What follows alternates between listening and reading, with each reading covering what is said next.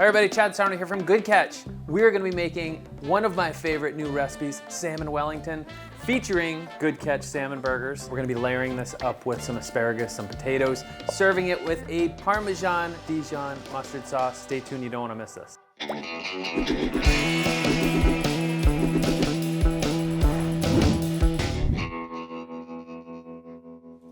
And of course, if you like this video, be sure to hit the like button and subscribe to our channel. All right, there's a couple components to this dish, so we're gonna start off by cooking the potatoes. I'm going to season the water. I always season the water when I'm boiling or blanching potatoes, and I always turn the heat on when the potatoes go in. A lot of people tend to boil the water like you would pasta and throw in the potatoes, but what tends to happen is you cook the outside and the inside is still quite firm. So I have Good Catch plant-based salmon burgers, and what I've done, I've put this in the fridge overnight, and so that I've thawed them out, okay? And they're just so versatile, it does not have to be in its original shape, right? So you can, once they're thawed, you can manipulate the size. So we're going to make these into, kind of press it a little bit, make sure it's even in terms of thickness. We're gonna press it in the size that the Wellington is gonna be in, okay? So we're gonna set that aside and start cooking the other components. All right, so I have some asparagus, all right? So I am going to cut this asparagus to the size, similar size to what the salmon is. So you can put these in raw, you can blanch them ahead of time, because when you're actually, putting these within puff pastry, they're gonna steam, so you don't need to really blanch them ahead of time. All right, so we get a couple components sitting there. While these are cooking up, let's make that quick Dijon sauce. Let's get a shallot.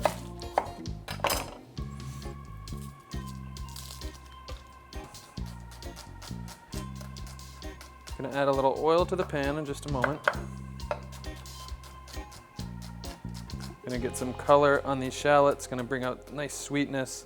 I'm keeping it, a little small julienne there. All right, some olive oil. Let's get those shallots in. Okay, so you wanna get these translucent. Now what I like to do is I do not put garlic and onions in at the same time. Usually because garlic cooks a lot faster than onions. So I want to make sure that those onions have a little bit of time in the oil to cook before I add the garlic, okay? So I have some garlic, I have a large clove here, so I'm gonna slice that up. I like thin rounds, okay? So you can mince this up. I just like the texture in this sauce. When you're pouring it over that finished Wellington, it is so nice to see the texture of thinly sliced pieces of garlic and those little pieces of shallot in there, rather than it being just smooth. So set that aside, let these onions cook for a moment. So this is a really simple sauce, all right? So we're starting off with some aromatics with some oil. Next, we're gonna add some non-dairy milk of your choice. I like to use oat milk and unsweetened. Make sure you go unsweetened. You don't want this sauce tasting like vanilla. I've made that mistake many times. You definitely want to choose unsweetened milks when you're making savory applications. You don't want the sweetness there. Add the garlic. Let's get that some color. All right, so we got some color on those onions, some color on that garlic. I'm gonna lower that down to a low heat. We're gonna add that non-dairy milk. All right. You have some oat milk in there. I'm going to add a little bit of lemon to that. All right, I'm not gonna add a ton. I'm gonna squeeze in half a lemon. Okay, now if you don't wanna add too much acidity to it, and you do want the lemon flavor, you can also just use some lemon zest, which I'll add a little bit of lemon zest to this, just a touch. Maybe half a teaspoon or so should be fine. It's gonna give that some nice aromatics and really, really brighten up this sauce. All right, so we're gonna bring that up to a simmer. That oat milk's gonna reduce quite quickly. We're gonna hit this with some coarse mustard, okay? I like coarse mustard in here. You can use a Dijon as well, but the coarse mustard is really nice. It gives it a really nice texture, also helps thicken it up. I'll finish it with some vegan Parmesan and some butter. finish seasoning it, you want to try it, finish seasoning it with some salt and pepper, and this sauce is good to go in about probably 8 to 10 minutes. So typically if you're working with thinner asparagus, you don't need to. These are a little bit thicker, so I'm thinking that blanching would be good. So I'll place these in this boiling water just for 10-15 seconds. That should be good. Then I'm gonna run them under cold water, 'cause you don't want them to keep cooking, all right? You wanna keep vibrancy there, keep crunch. And again, these are gonna get cooked in the pastry, in the puff pastry itself. So I just wanna lightly blanch them. And I will run these under cold water. All right, so the sauce has been reducing for a little while now. I'm gonna add the finishing components here. All right, so I have some butter. This is one of my favorite butters to work with, Miyoko's butter. It's a cultured cashew milk butter. So delicious, and it really, also being cashew milk, it also thickens up sauces, which is quite nice when you're trying to finish a sauce there. So a couple things that I'm gonna add. I have that coarse mustard. So I'm gonna do about a tablespoon and a half, okay? I'm going to use some butter here. So I'm gonna do probably about 2.5 tablespoons of butter. And you wanna use the smallest whisk you can find in your kitchen. I'm gonna whisk that up.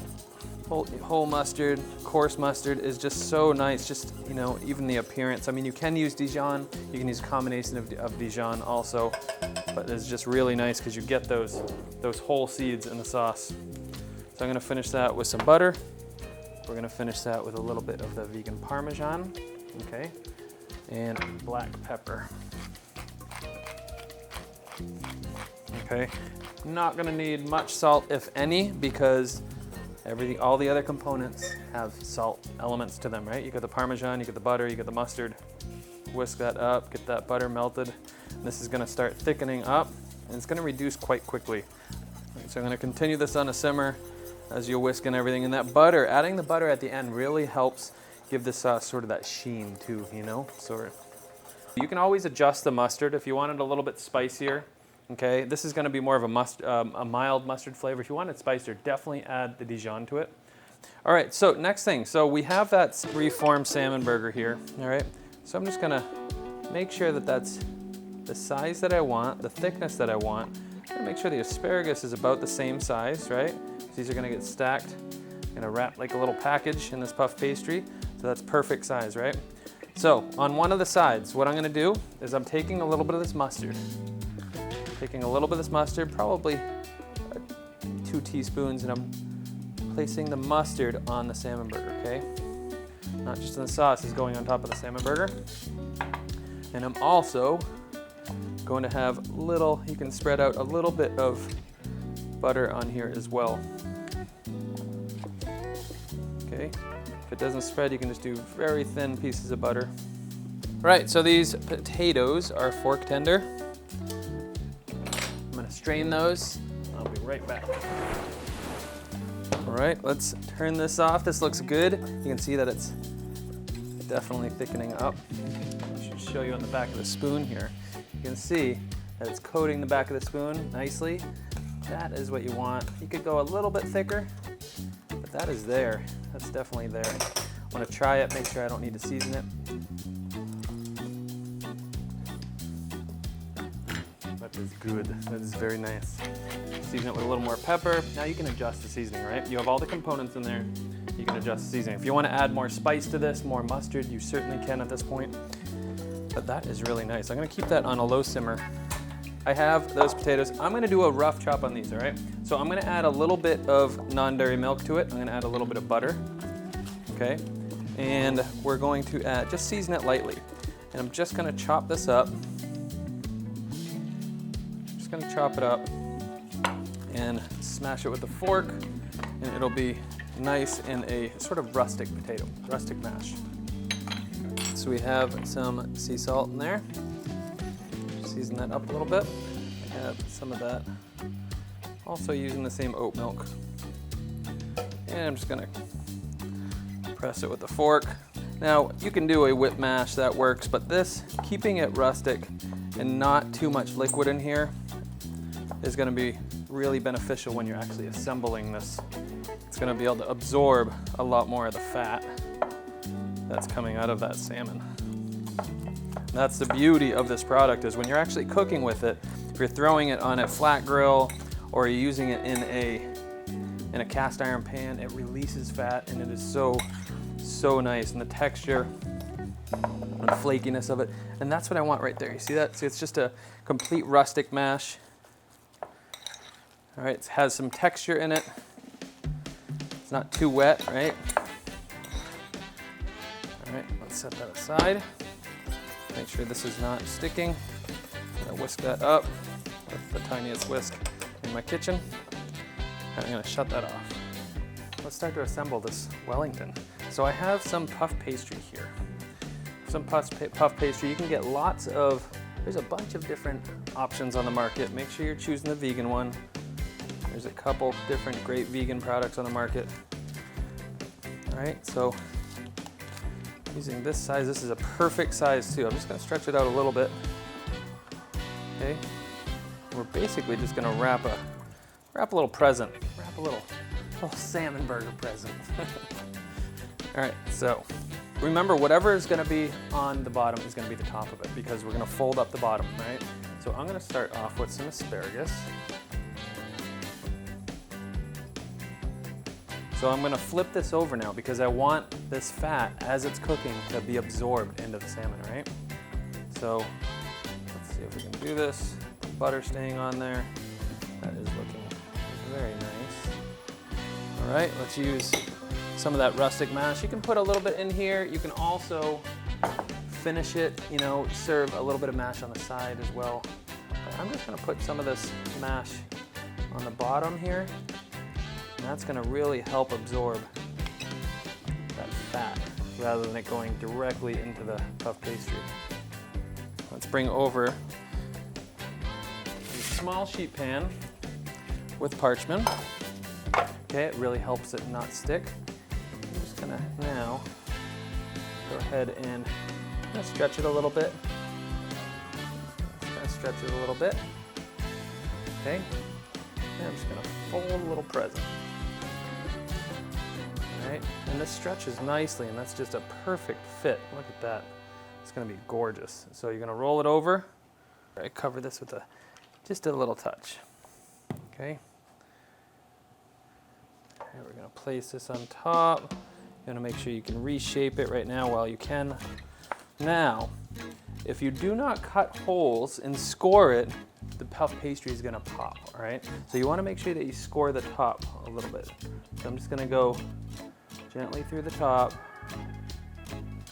Just gonna do a little cross cut here. And this is gonna help that extra steam be released from this Wellington here. All right, so what I like to do on top. Now, typically Wellingtons, when you're making any kind of Wellington or even puff pastry, you brush it with an egg wash so it gets nice and golden. We obviously are not going to do that, but a great trick when you're going to be using any kind of egg wash substitute is, I have aquafaba. Okay, aquafaba is all it is the starchy water that's in a chickpea can. Okay, most people dump that out. You can actually make meringue out of it. You can do all sorts of things with just the juice from chickpeas, all right? So I'm gonna go ahead and brush that, and that's gonna, with the starchiness and the protein that's in aquafaba, it acts as egg white, which is really crazy. So it's gonna really be able to give you that golden shine that you're looking for with puff pastry, okay? I have some flake sea salt here. I'm just gonna sprinkle that on top. That is it, there you have it, Salmon Wellington. We're gonna pop this in the oven at 400 degrees for around 30 to 35 minutes. You're gonna flip on the light about 20, 25 minutes in to make sure that everything's cooking. You might need to rotate it, okay? And we'll go from there, so.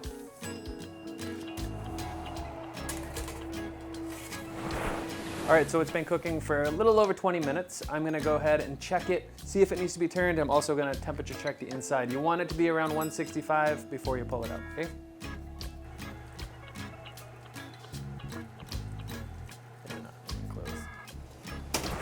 All right, so it's been about 15 more minutes. Let's check that out. Ah, that is looking so beautiful. I want to temp check it real quick. That is right. Yes, that's what you want right there. 165. Look at that, nice and golden and beautiful. We're gonna let this sit for a little bit. You want all the fat to sort of settle, all the flavors to settle for a little bit. And we're gonna, you know, probably about 5-10 minutes so it rests. And then we're gonna serve it up. See with the parchment, oh, look at that golden flakiness on top. You can smell it, it smells so nice. You can get that, really the aromatics from the asparagus is pretty amazing. Probably because of the steaming and all the fat in there. Oh, it just smells so good. I cannot wait to eat this. So let's wait about 5 more minutes. So let's take that off the board gently. We have that mustard cream sauce. I have some leftover potato that we're still gonna use that I just warmed up. And we also have this amazing Salmon Wellington, you guys.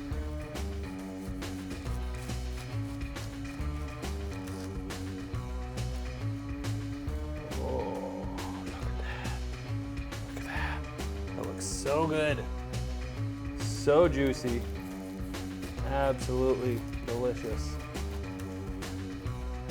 All right, let's serve that up.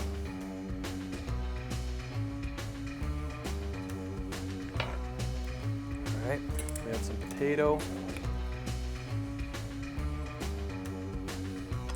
And I'm gonna now finish it with some of that mustard sauce. Now you can be generous with the mustard sauce because you're gonna wanna every last bit of this. All right, such a beautiful dish. Let's slice up a little bit of chives.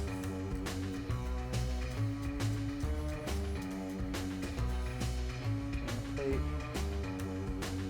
So nice. You can hit it with some parsley if you want. It's always nice just to add that extra green in there. All right, super simple. There you have it, you guys.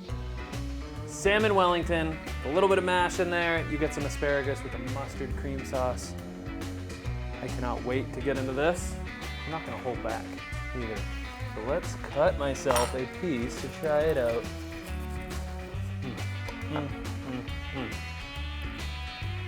Look at that. Oh, the crispiness from that puff pastry is so good.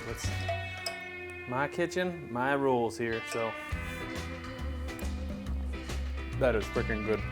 That is really, really good. What an amazing entree to serve any kind of dinner party, you guys.